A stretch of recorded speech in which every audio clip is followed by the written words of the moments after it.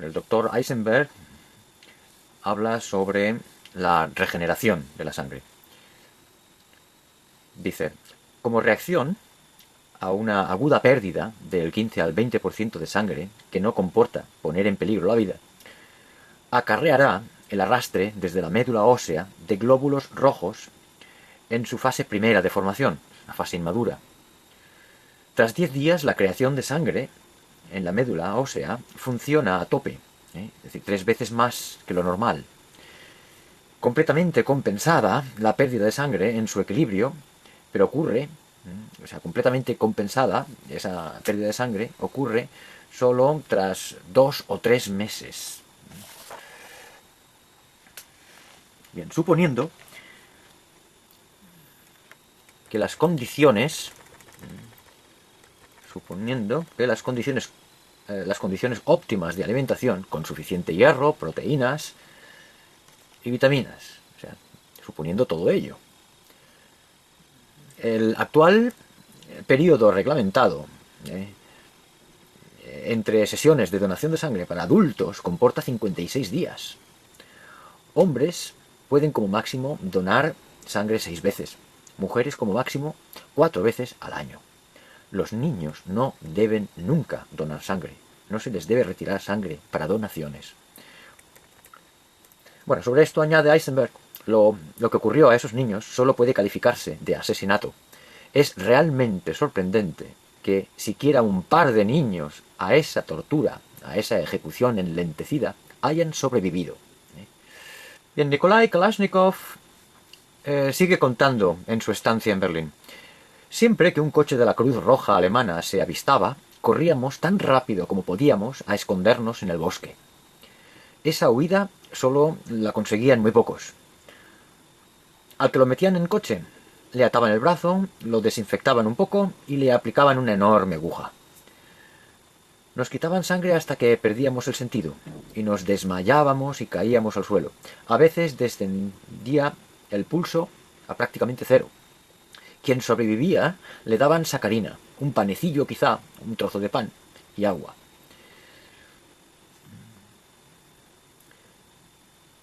Llegado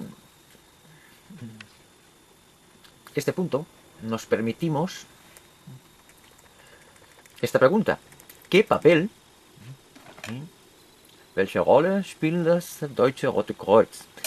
¿Qué papel jugó en todo ello la DRK, la Cruz Roja Alemana? ¿Sabían sus empleados? ¿Eran conscientes del tipo de delito en el que estaban participando? La Cruz Roja Alemana fue, tras la toma del poder del partido nazi en 1933, coordinada y reorganizada, es decir, reformada, bajo premisas nazis.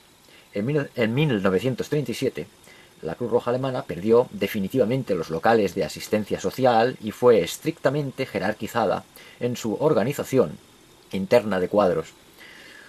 Las SS obtuvo los puestos de responsabilidad claves. ¿Propagaron, pues, órdenes para el robo masivo de sangre? Porque de donación de sangre no puede en modo alguno tratarse. Aquí, pidiendo ante la Cruz Roja Alemana, la actual, ¿no?, archivos que se me facilitaran, o sea, los archivos de la... pidiendo ante el servicio de archivos de la Cruz Roja Alemana, que se me facilitaran informes y material, así como sobre participación de la Cruz Roja Alemana en Charkov, se me respondió con la siguiente información. La DRK había tenido noticia por primera vez en abril del 2008 de estos crímenes. Más adelante, mientras la documentación certificada escrita de los archivos durante la Segunda Guerra Mundial en su mayor parte se perdieron, no pasó lo mismo con el material gráfico, que ha podido llegar hasta nosotros. Entre estos se encuentran frecuentemente reproducciones gráficas de cuarteles, lazaretos del frente este, también de la zona de Charkov. Pero qué casualidad, ¿eh? La documentación escrita se perdió. Por cierto, se da en la carta de la DRK referencias para futuras investigaciones. Muy bien. Pues ahora sigamos con la exposición de Kalashnikov. Sigue Kalashnikov diciendo: los niños, recordando, los niños que tras el procedimiento de la extracción de sangre no volvían en sí, todo se acabó para ellos. Los cuerpecitos sin vida los llevaban al sótano y los cubrían con nieve. Después los transportarían al bosque donde los sepultaban. A menudo llegaban allí perros y se llevaban los cadáveres de los niños cuando no eran enterrados rápidamente, lo que era difícil en invierno, cuando el suelo se hallaba helado. Según las prescripciones de las autoridades alemanas, los cadáveres debían ser enterrados desnuditos, para así hacer difícil hallar cualquier indicio que pudiera delatar su identidad. Cada mes morían unos 100 niños en el orfanato Sokolniki, y siempre de nuevo, casi diariamente, llegaban otros niños, cuya muerte ya estaba programada. Poco antes de la liberación de la zona, y por descontado del orfanato Sokolniki, por parte del Ejército Rojo, el soviético, los alemanes se proponen incendiar el orfanato, con los niños supervivientes incluidos.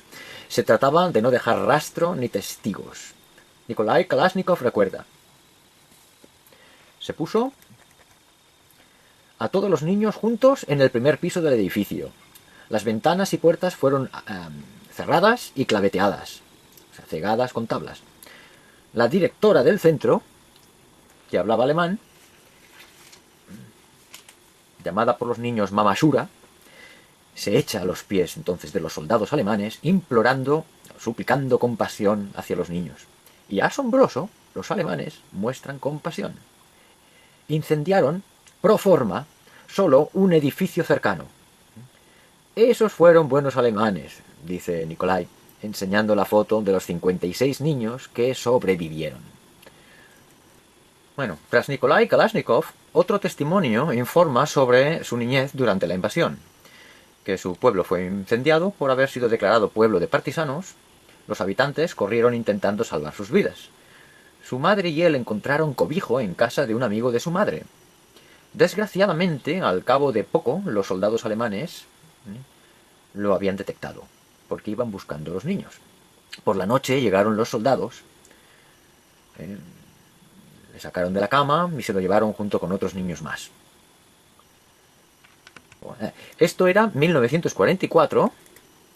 El ejército soviético pasa a la ofensiva y mueren unos 400.000 alemanes en 2 meses. Muchos pudieron haber sido salvados, pero el ejército alemán se encontraba muy deficientemente equipado en lo que respecta a conservas de sangre. La práctica extendida era la transfusión directa de soldado a soldado, recurso que se colapsó debido a la masiva demanda de sangre y a su escasez. Sin embargo, no había escasez de niños pequeños. Y además, la sangre de los niños pequeños era muy codiciada, considerada fresca y sana. Se la considera desde el aspecto inmunológico pura, es decir, prácticamente exenta de infecciones por bacterias y virus. Precisamente la tuberculosis estaba muy extendida en los territorios del este de Europa, por lo que los adultos quedaban descartados como donantes. Por ello, los niños estaban tan solicitados que no solo los secuestraban de orfanatos, sino también de campos de concentración, de trabajo, de hospitales, de sus propias casas, de la propia calle, jardines, casas de campo, donde los soldados heridos se alojaban.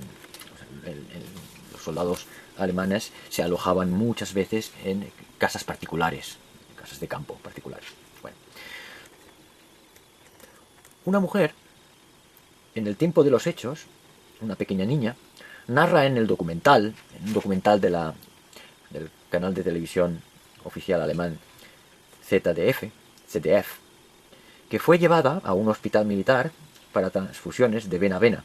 El soldado se lo agradecía acariciándola, por lo que ella, la pobre, se puso contenta.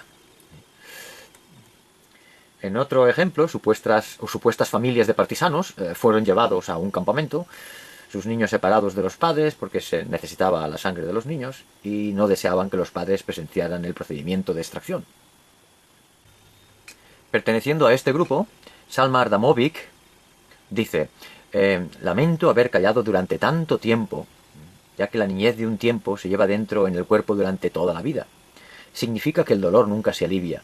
Sobre todo lo que sucedía, estaba prohibido hablar. Pero me hubiera ayudado a soportar aquellos horribles años, el poder hablarlo luego de ello. Todos los niños de aquello sufren el no poder hablar de lo ocurrido en la guerra. También a Nikolai Kalashnikov se le preguntó por supuestos motivos para guardar silencio. Él acaricia una sospecha que parece muy acertada. Los sobrevivientes, niños, o sea, los niños que sobrevivieron a la extracción de sangre durante la guerra, fueron despreciados durante la era Stalin por sus historias de sufrimiento, ya que con su sangre dieron nueva vida a muchos soldados, especialmente oficiales enemigos. Así pues, fueron contemplados como colaboradores con el enemigo y tratados como tales. Lo mismo les ocurrió a aquellos millones de rusos que cayeron prisioneros y que fueron convertidos en trabajadores forzosos, en beneficio del enemigo. También estos eran, bajo la lógica del dictador, colaboradores del enemigo. Kalashnikov añade: los niños fueron obligados a sentir esta tragedia durante mucho tiempo, después de la guerra.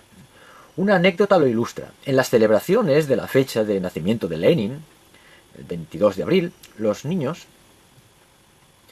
de la ciudad recibían de regalo un echarpe, una frazada. Los supervivientes del orfanato no tenían derecho a ello. Nos sentíamos, dice Kalashnikov, nos sentíamos como traidores y así se nos lo hacía saber de forma directa. Por lo tanto, la estancia en el orfanato significó para esos niños, además de aquella tortura, implícitas desventajas en los años posteriores, especialmente en lo concerniente al aspecto profesional y de formación. También participación y formar parte de las organizaciones juveniles comunistas les estaba prohibido. Hasta la perestroika, la era bajo Gorbachev, los supervivientes no pudieron hablar del sufrimiento y sus negativas consecuencias de aquellas extracciones de sangre, porque estaba prohibido, y por ello, haber sobrevivido no significaba que todo había pasado. El escritor Jean Martel se ha ocupado del fenómeno de la falta de expresión verbal de las víctimas del nacionalsocialismo, descubriendo que menos del 2% de las víctimas han hablado o escrito sobre los propios sufrimientos. También pregunta además por qué les es tan difícil hablar de ello de un modo objetivo y preciso. Martel acude a una nada común explicación. Compara a estas víctimas con los pacientes de ataques de apoplejía.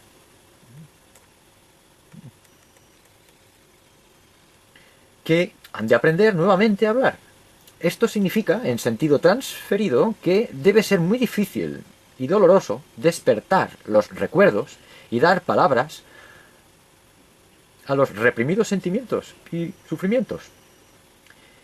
Y si reconocemos que solo el 2% de las víctimas, que serán cada vez menos, sobre su experiencia han informado, nos deja entrever lo poco que sabemos de los actos criminales monstruosos de los nazis.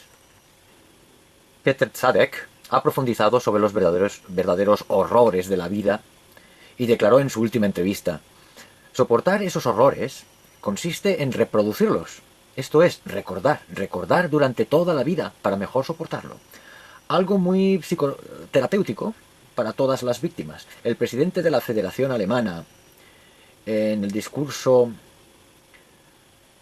de su toma de posesión en 2010, dijo: debemos también mantener vivo el recuerdo de los crímenes contra la humanidad para las futuras generaciones. Ya, sí, pero ¿cómo?